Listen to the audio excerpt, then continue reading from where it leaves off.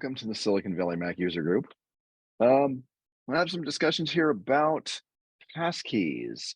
A bit of background for people at this point. Everybody at this point is familiar with using passwords on everything, right? Save your passwords, make your passwords complicated, long, hard to understand. Oh, wait, maybe not the hard to understand part, but do make them long anyway. And we've had to make use of so many different programs. And even so, passwords keep getting hacked. People find ways around them. People look into servers or use key loggers on your machines and get your the password codes out of your key typing.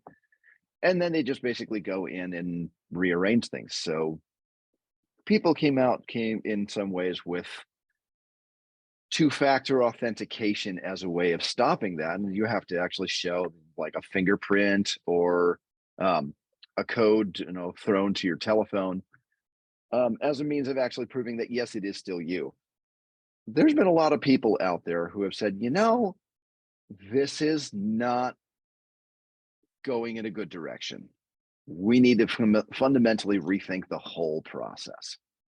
And so the industry came together and put together a cross-platform standard called FIDO, whose purpose was to actually come up with a passwordless system, and everything was going to be working instead by authenticated tokens. Don't worry about the token name, you can forget it. The first version of that actually came out with these little things, hardware keys, kind of looked like a USB key, and its sole purpose was to provide authentication codes for your sensitive stuff. I've seen a few game systems use it. Amazon has used it. Microsoft has used it. If you're a governmental person, they make extensive use of those things. But it really doesn't work so well as a software-only approach. So now version 2 of the whole thing has come together and is going under the much more common name of Passkeys. However, in order to support it, it's a whole brand new set of software on things. So where to start with the introductions on this? Let me actually switch this over to an iPad. I'm going to start with a simple idea here. Let's open up a browser. And I'll go to, say, Best Buy. This is one that I've already actually signed into and established a passkey on it. So I'll start with this thing and go with the account. Sign in. And you'll notice it asks the usual sort of thing. What do you have? Your email address and password. But if I scroll down, there's a new option shows up here. Sign in with a passkey. So if I tap that, it wants to make certain it's like, okay, so what email address are you working from? So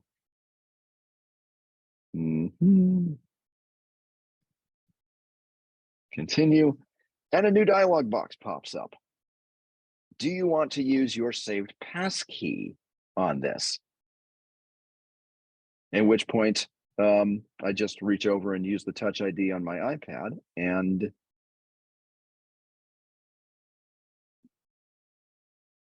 there I am, and I am now logged in.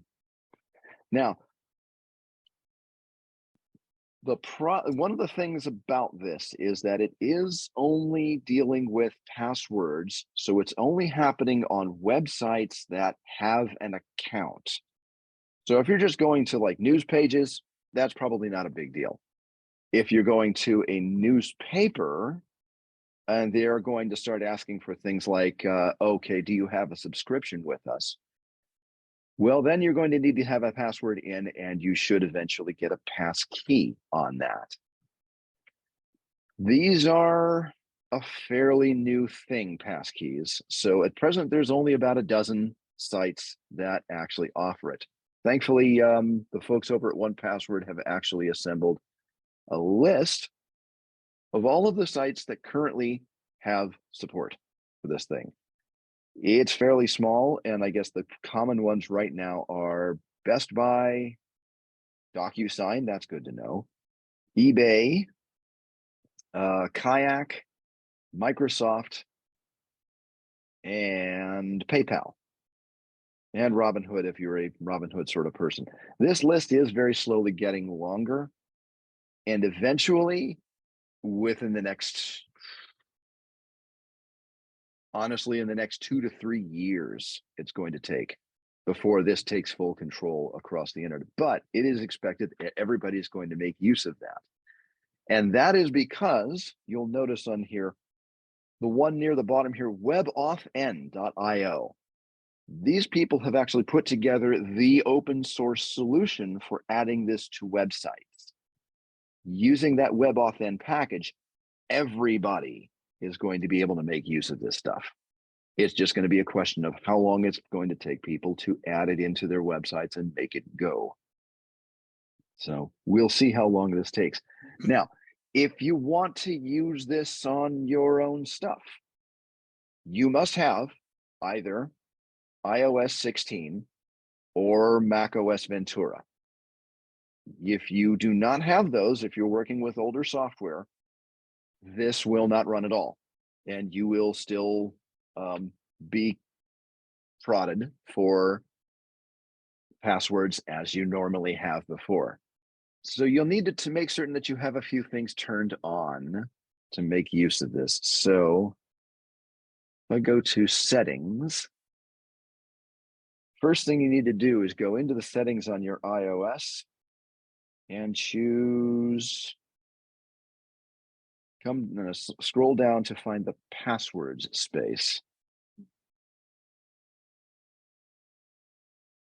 Authenticate into that, and you'll see here it has listings of all of the different passwords that you've saved in iCloud. This is crucial. You need to have iCloud password sharing turned on. You can find that up here under password options. You need to make certain that iCloud passwords and keychain is turned on, and that autofill passwords is turned on. Those are necessities. Once those are turned on, basically you can just set that and forget it, and then go do your normal sort of things. If you want to access a website on your Mac that does not have some biometric device, will you be able to use the biometric device on your iOS device to sign in the way, say, Apple Pay works? Yes.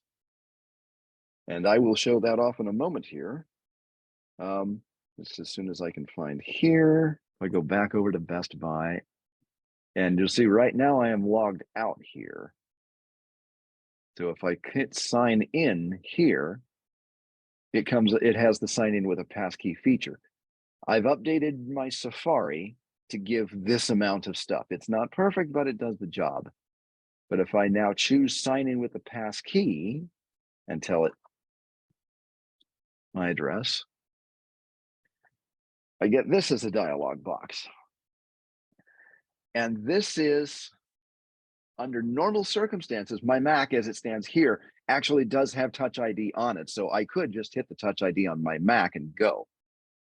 Even though I'm not on Ventura, but I am working with the Safari browser from Ventura on 16.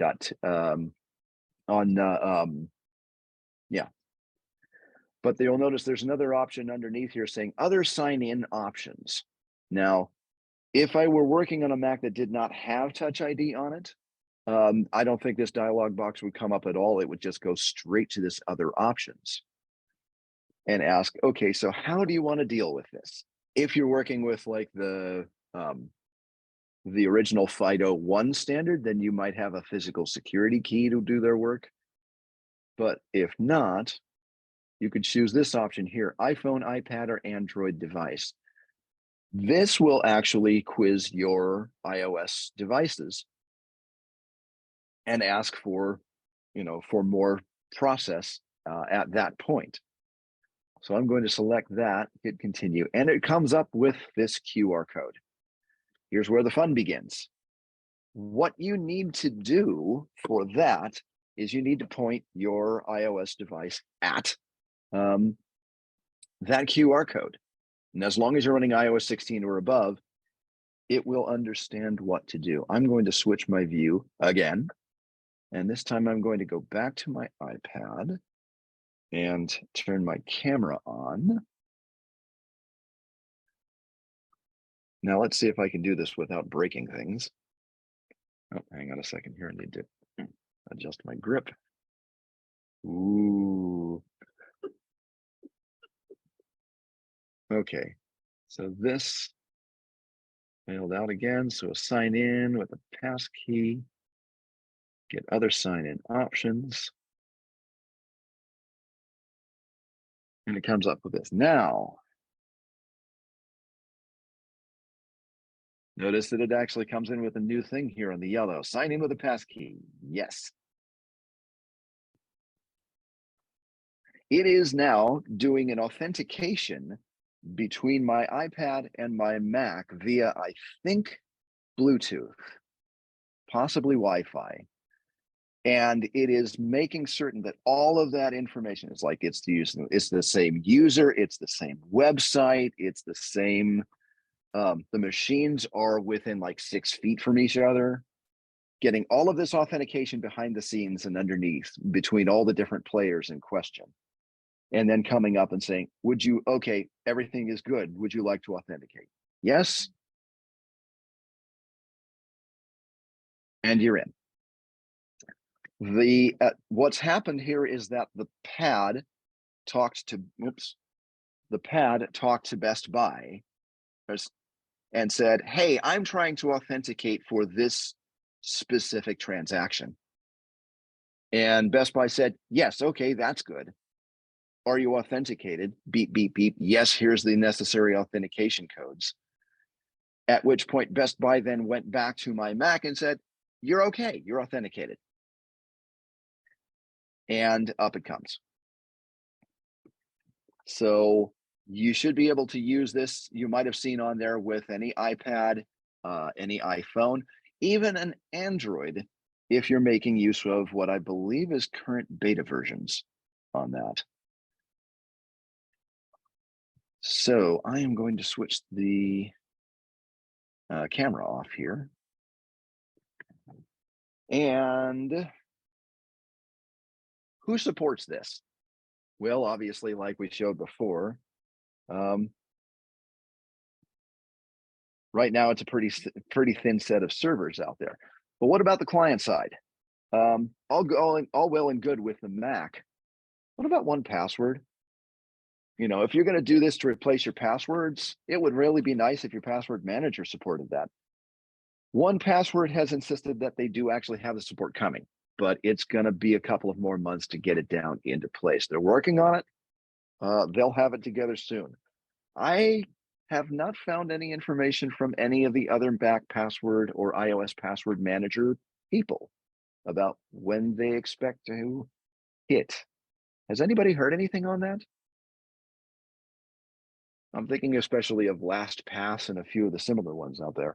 And I've heard zip from any of them about it.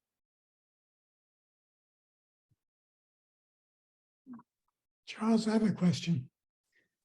Yeah. If two people share a device, such as an iPad, can you get it to accept 2 different touch IDs, fingerprints? Yes. Thank you for bringing that up. Let me show you some of the advantages back over here. If you want to find out if you've got one or not, because some of these sites are very, very confusing as to whether you're actually making use of passkeys or not. Best Buy, as an example, never actually said passkey anywhere in the process. They just said, would you like to go passwordless? And that was about it. How can you find out, first of all, if you have a passkey? Go back in your settings. Yes. Open your passwords again. And find the individual section on that, say here for Best Buy. And it will actually tell you right up front on the thing, oh yes, this is a passkey. So this is good. But if I want to share that with somebody else, luckily, there's the share button up here in the corner. So if I press that, I can airdrop this thing to anybody nearby me.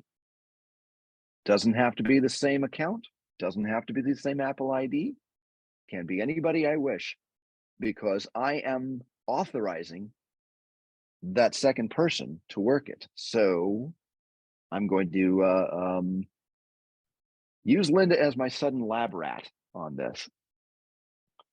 And if I say Touch ID to airdrop, yes, and I choose Linda, let's see where Linda's comes out. Try this on your phone instead.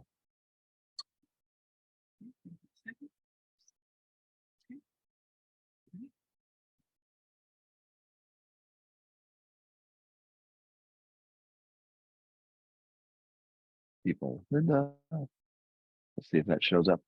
There we go. Yeah, it works. I don't know if you can. All right. And there it is. And that's now saved into Linda's keychain. Isn't that passkey though locked to your biometric signature? At this point, no, that is now actually locked to Linda's biometric signature. At least that copy of it.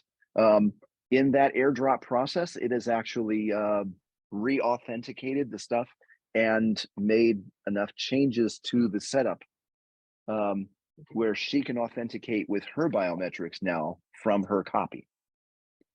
Did you say that she can access a different account than her own account, or does it access that same Best Buy account?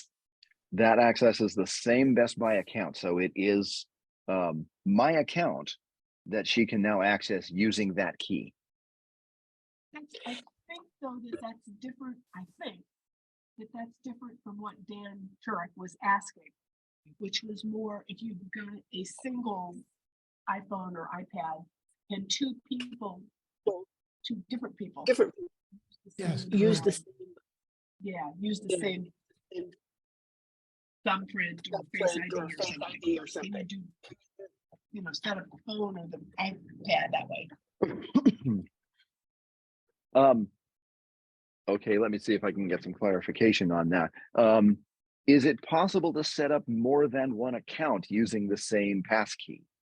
No. Is it possible to have two different people to use the same passkey on the same one account? Yes. Dan, I don't know if that actually is any clearer.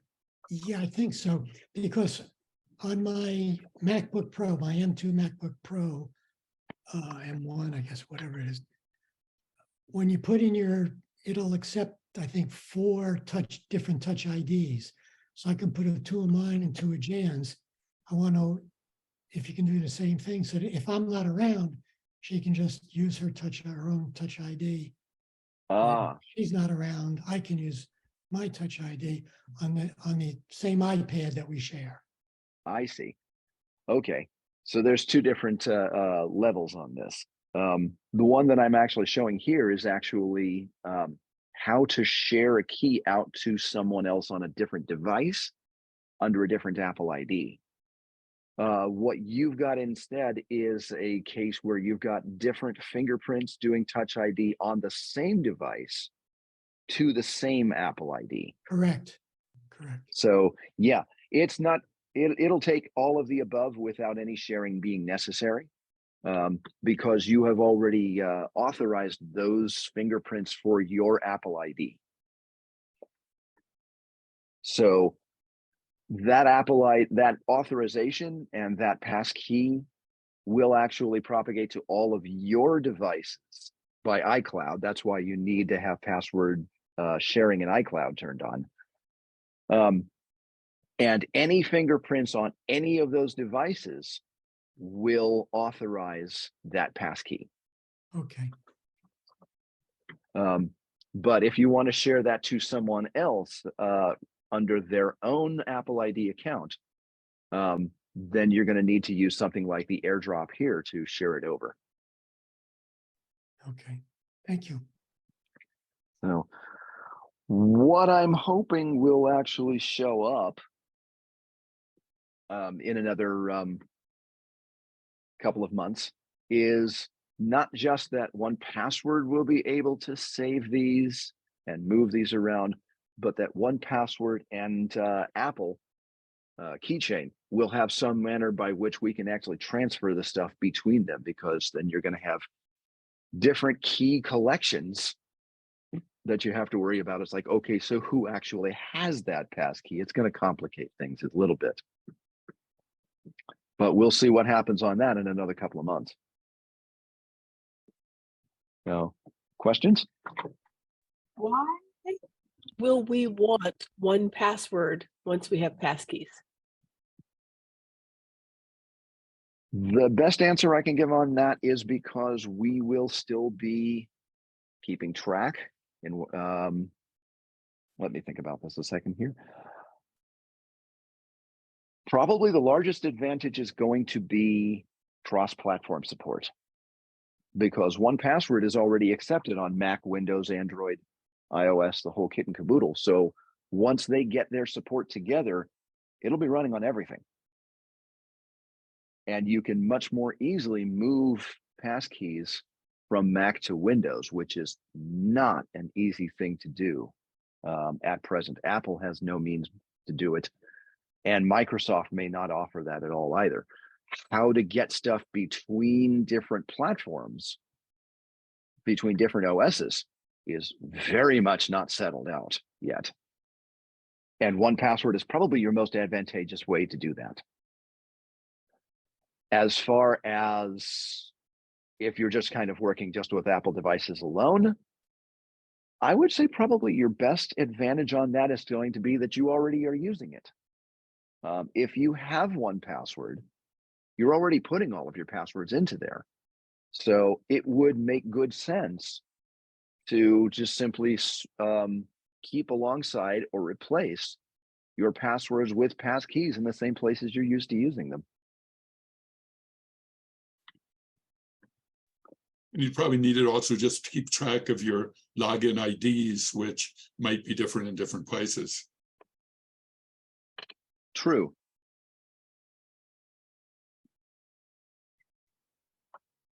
Yeah, because then from what I can tell, 1Password actually does a better job of keeping track of multiple accounts better than Apple does.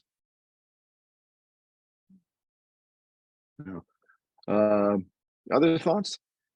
I think you might have shown a path to do this. I just want to verify if you have a Mac, an older Mac that is running prior, maybe they're not supported anymore in terms of their OS.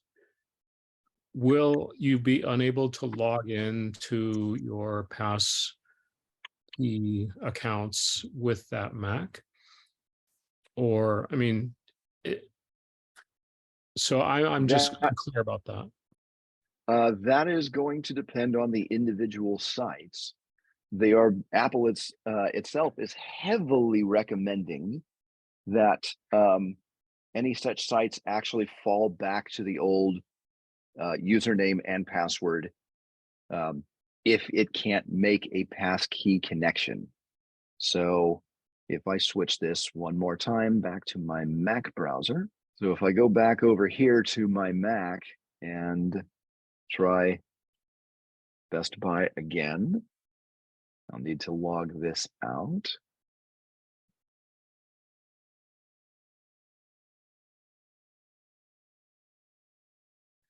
And then if I log that back in again,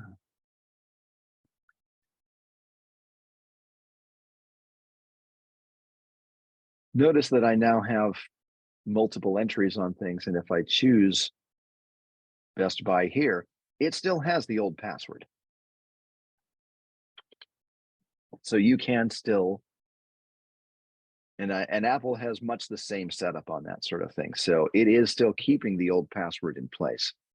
And you can still use that to still get in on things if you don't have the passkeys available. Right. So Passkey as a standard is cross-platform and is not owned by Apple. Correct. Right? And so, I mean, so Apple is recommending that they keep passwords as a fallback, but are other companies recommending differently, or? I haven't heard on that. It may be just a recommendation on Apple's part. It may be a full requirement of the passkey standard. I think I'd hope so, because it would be kind of chaotic if it were up to each individual website. Yeah. The trick on that is that as long as that password is still on hand, technically it's still hackable. And some of the advantage, the better security of having a passkey instead can get lost because there's still a password out there that people can bypass it with. So that's, I think, another one of those areas that's not quite settled out yet. And I'm hoping that to see something better about that is like, okay, so I've moved over to passkeys. Now what do I do about the old passwords? Can I get rid of them? I believe the answer on that is going to be, or is at this point, yes, you can get rid of the old one, but make certain that you have some alternative means of doing things if the passkey gets lost, which is a whole different safety area that you have to watch out for. The chances of it actually happening if you've got it like stored in iCloud keychain is pretty slim. But I have heard of cases where people have had their iCloud keychain corrupted, which just tends to screw everything up. But then again, in a case like that, I'm not certain that actually having passwords would be any better unless you've written them down in a notebook somewhere. Please don't do that.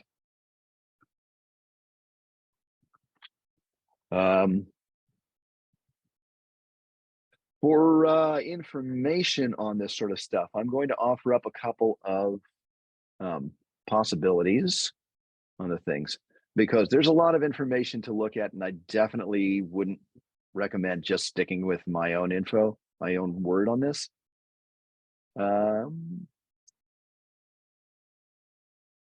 Let's go over here. So a couple of places that you can visit. One is over at the Mac Observer. They've got a simple thing of how to use passkeys, in this case on iOS, so phones and pads specifically. Over at the Wirecutter, there's a thing of rest in peace, here's what's coming next. And it's again, a similar sort of discussion, and has views, in this case, from more of a Windows kind of setup, but with and more of an Android maybe on this.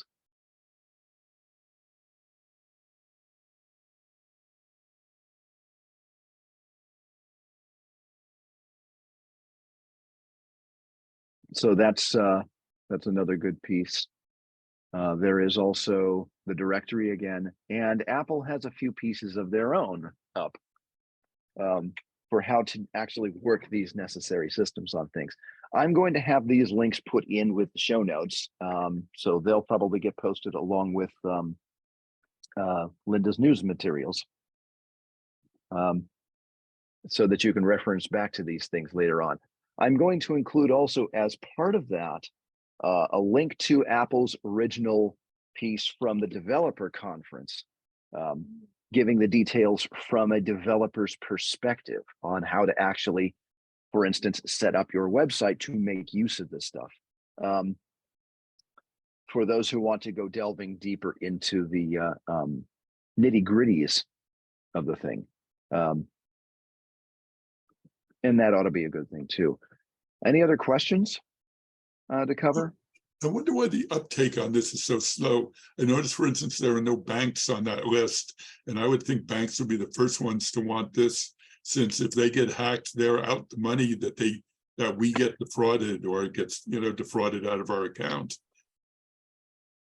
My best expectation on that is because the standard has only actually been open now for about 3 months. Maybe as much as 5. And software development in this case, you're talking about a completely new authentication system. The banks are going to want to do a hell of a lot of study on that to make certain that it works correctly, that it's secure, that they haven't found any new holes that need to be patched in the whole sort of thing. And they probably have their own custom implementations that they need to completely recode from scratch. I mean, it's all well and good having an open source thing that you could plug into websites, but they've got entire platforms that have no compatibility with that whatsoever. So they're going to need to actually do anywhere from 1 to 2 years worth of software development to make it work. That's one of the unfortunates on this sort of thing. You can have a standard, but getting people to adopt the standard takes time and may actually take some incentive as well. I'm hoping that some of these groups will actually go right ahead and make this happen, but they may actually need some compelling reason to do so. We'll see how that goes.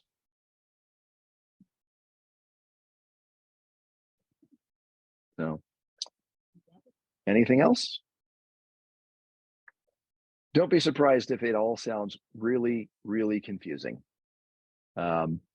It is, and it's still fairly early days on this sort of thing, but the standard is in place and hopefully will work well on that. I'm going to stop the sharing here, and okay, I think we're done.